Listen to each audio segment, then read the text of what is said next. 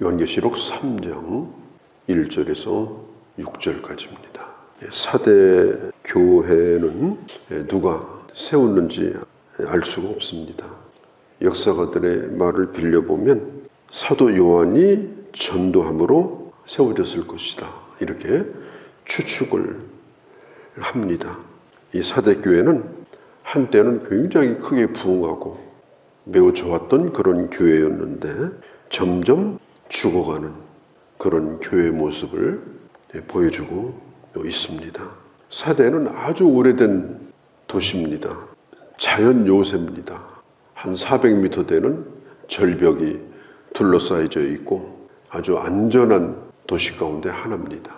그렇지만 역사적으로 볼 때는 몇 번 점령을 당해가지고 곤욕을 치렀던 그런 곳이기도 하지만 사대에 살고 있는 사람들은 감히 여기는 누구도 넘보지 못한다, 우리는 안전하다, 우리는 편안하다, 이런 생각을 가지고 있는 성이 사대라는 도시입니다. 사대뿐 아니라 사대 안에 있는 교회도 마찬가지입니다. 사대 교회도 특별한 핍박이 없었어요. 이단의 그런 미혹도 없었습니다. 몇 교회를 보지 않았습니까? 핍박도 있었고 순교자도 있었고 많은 이단의 미혹도 있었고 교회마다 전부 힘든 일이 있었는데 사대교회는 특별한 어려움이 없었습니다. 나름대로 좋은 전통도 가지고 있었고 부족한 것도 없었고, 그런데 놀랍게도 주님께서 사대교회에게 하시는 진단이 뭐냐? 살았다 하는 이름은 가지고 있지만 예수님이 보실 때는 사대교회는 죽은 교회다. 뭘까요? 살았는데 반응이 없어요. 살았는데 죽은 것 같아요. 식물인간입니다. 바로 그런 상태의 교회를 지금 주님이 진단하고 계신 거예요. 구약의 사사 가운데 삼손이 있습니다. 삼손이 하나님의 영으로 충만할 때는 당해낼 적 없었잖아요. 그야말로 천하무적입니다. 초인적인 힘을 발휘합니다. 삼손은 어릴 때부터 나시린이었죠. 구별된 사람이에요. 그런데 그가 하나님과의 언약을 깨고 자유분방하게 그렇게 살다가 나중에 머리카락이 전부 다 잘려버립니다. 그렇게 하다가 결국은 짐승이 돌리는 연자맷돌에 목을 메고 연자맷돌을 돌리는 그런 처지가 되고 말았습니다. 살았으나 죽어있는 그런 상태가 되고 만 겁니다. 과거의 영광도 과거의 대단한 힘도 다 사라지고 말았어요. 지금 사대 교회가 그런 상태입니다. 세상적으로 얼마나 힘 있는 사람이 교회에 나오냐, 얼마나 좋은 전통을 가지고 있냐, 그게 중요한 게 아니고 살아있는 것이 중요합니다. 지금 죽어 있으면 과거 아무리 허우대가 대단해도 그것은 아무런 가치가 없는 거예요.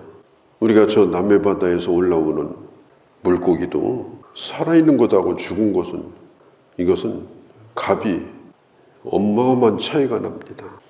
우리가 곤충도, 손톱만한 곤충도요, 살아있는 것은 가만히 보면 참 아름답습니다. 꽃도 살아있는 것은 가만히 보면 아름답고 향기도 있습니다. 그런데 죽은 것은 정말 볼품이 없어요. 교회도 마찬가지입니다.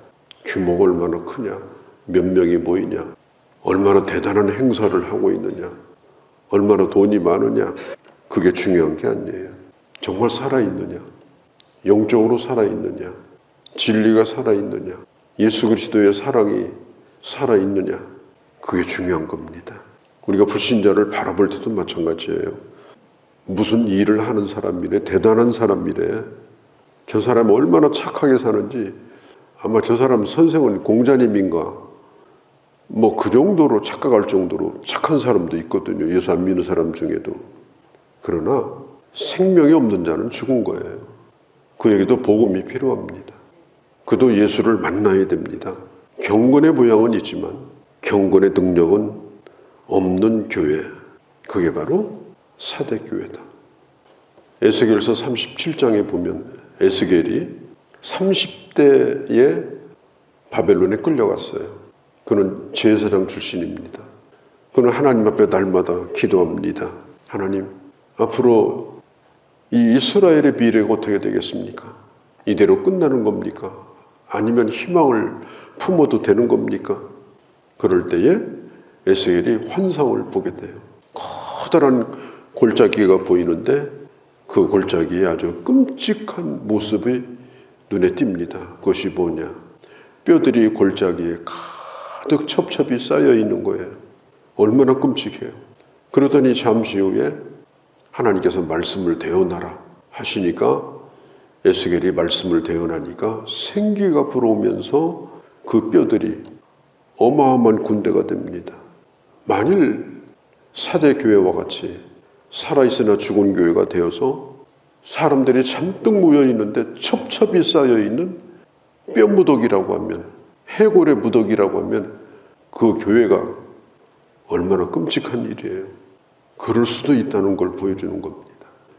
로마가 기독교를 인정했습니다. 콘스탄틴이라는 황제가 이제부터 로마 정교는 기독교다 선포했어요. 그때부터 핍박이 없어졌습니다. 다 기독교인이 되어야 합니다. 그래서 그 시대는 기독교인이 아닌 사람이 없었어요. 어제까지 무당도, 어제까지 여신을 섬기던 자들도 다 기독교인이 돼버렸어요. 그렇게 하다 보니까 완전히 잡탕이 된 겁니다. 그래서 만들어진 게 로마 교회입니다. 가톨릭 교회. 그런데 신기하게도 이 콘스탄틴 황제는 세례를 안 받았습니다. 그러니까 콘스탄틴 황제가 로마를 하나로 묶는 것은 기독교가 필요하다고 생각해서 이게 정치적인 행위였습니다, 사실은. 그렇게 하다 보니까 이 로마 교회가 정치적인 집단이 되었고 어떤 한 사람의 중앙집권제가 되고 나중에는 기독교인이 안 되면 목숨을 걸어야 되는 그런 희한한 세상이 되어버리고 말았습니다. 그러다가 라틴어로 된 성경만 봐야 되고 그 성경을 다른 나라 말로 알기 쉽게 번역하면 화형을 시켰어요. 다 죽이고 그런 성경을 가지고 다녀도 전부 다 잡아갔어요. 그게 기독교 국가가 된 로마 교회였어요. 전부 다 기독교 세상이니까 그렇게 1000년 동안 죽어있던 교회가 로마 교회입니다. 교회가 힘을 가지고 있고 모두가 기독교인이고 살아있는 게 아니에요. 역사가 그걸 증명합니다. 그때가 기독교가 완전히 망했을 때입니다. 우리가 한번 생각할 게 뭐냐? 교회란 뭐냐? 덩치를 어마어마하게 키워가지고 어마어마한 사람 모아서 어마어마한 재력을 발휘하고 어마어마한 일을 하는 게 교회가 아닙니다. 역사가 그걸 증명합니다. 중요한 것은 뭐냐? 거기 참된 복음이 있는가? 참된 진리가 거기에 있는가? 목숨을 걸어도 될 만큼 내가 붙들고 있어야 될 하나님의 말씀이 있는가? 그게 없으면 시체가 설교합니다. 죽은 시체가 나와서 설교하고 있는 거예요. 멋진 옷 입고. 시체가 성가대 노래합니다.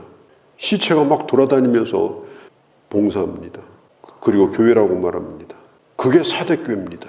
그게 주님이 보셨던 사대교회의 모습이었어요. 지금 미국에 있는 교회들이 엄청난 속도로 문을 닫고 있습니다. 기독교 영향력도 많이 지금 사라져 있습니다. 우리 대한민국 교회는 어떻습니까? 제가 구체적으로 말하지 않겠어요. 목회자는 늘어났는데 교회 숫자가 지금 많이 줄었습니다. 10,000교회 이상 되는 교단에 1년 내 개척돼서 세워진 교회가 10교회가 넘지 않습니다. 그러니까 지금은 교회를 개척을 한다든지 세워지는 것은 이미 중단된 상태입니다. 이게 바로 지금 현실이에요. 우리 사대교회를 생각하면서 이 땅에 있는 교회들과 대한민국에 있는 교회들 그리고 우리의 교회도 생각하지 않을 수가 없습니다. 온기가 없는 건 아니에요.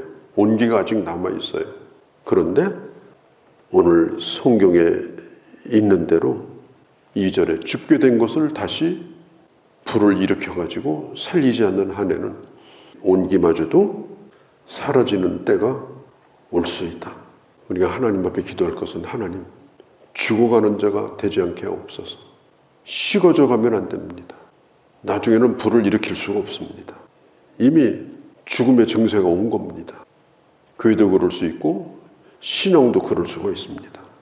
그렇게 되기까지 교회를 방치하고 그렇게 되기까지 우리 영혼을 방치하면 사도교회처럼 살았으나 죽은 교회가 되는 겁니다. 그리고 겉멋이 잔뜩 들어가지고 그러고 다닌다고 되는 게 아니에요. 그건 아무것도 아니에요. 우리 스스로가 봐야지 누구더러 물어볼 게 없어요. 오늘 성경은 말합니다. 남은 바 아직 남아 있어요. 2절에. 그런데 못 살리면 죽게 되는 거예요. 남아 있는데 죽어가고 있는 거예요. 그 죽게 된 것을 굳건하게 하라. 이 말은 뭐냐면 어떻게 받았으며 어떻게 들었는지 다시 한번 깊이 생각하고 돌이켜서 회개하고 일깨우라. 이 말은 불러 일으켜서 불을 살리라는 거예요. 일깨우라. 그래서 살아나도록 해라. 내가 신앙생활을 오래 했으니까 역사가 몇십 년인데 노마교회는 역사 1000년 동안 죽었습니다. 몇십 년 교회 아무것도 아니에요. 성경이 뭐라고 그래요? 도둑처럼 뚫릴 거다. 도둑같이 우리 주님이 찾아오십니다. 도둑같이 어느 날 사망이 이릅니다. 그러나 아직은 죽은 것이 아닙니다. 여기에 소망이 있습니다. 죽은 것이 아니면 의사는 모든 걸 다 걸고 최선을 다합니다. 왜? 살리려고. 아직은 죽은 것이 아니다. 여기서 말하는 게 뭐냐? 남은 바 죽게 된 것을 굳게 잡고 네가 어떻게 말씀을 받았나? 어떻게 들었는가? 중요한 것은 내가 얼마나 큰 일을 했는가? 내가 누군데? 그 아무런 의미가 없어요. 옛날 얘기 백날 해봐야 소용없어요. 죽어가는 사람이 뭐 옛날이 없어요? 화려한 사람들이 다 죽는데 나라를 다스리던 자도 죽는데 옛날 얘기하면 무슨 상관이 있어요 그게. 살아나는 게 중요하지. 살아나지 않으면 소용없는 거예요. 오늘 성경이 이런 말을 합니다. 다시 좋은 것을 불러일으켜라. 정말 좋은 것. 그리고 본질로 돌아가라. 본질이 중요한 거예요. 본질이 뭐냐? 하나님의 말씀의 진리입니다. 진리로 돌아가지 않으면 다시 회복이 안 됩니다. 말씀으로 돌아가야 돼요.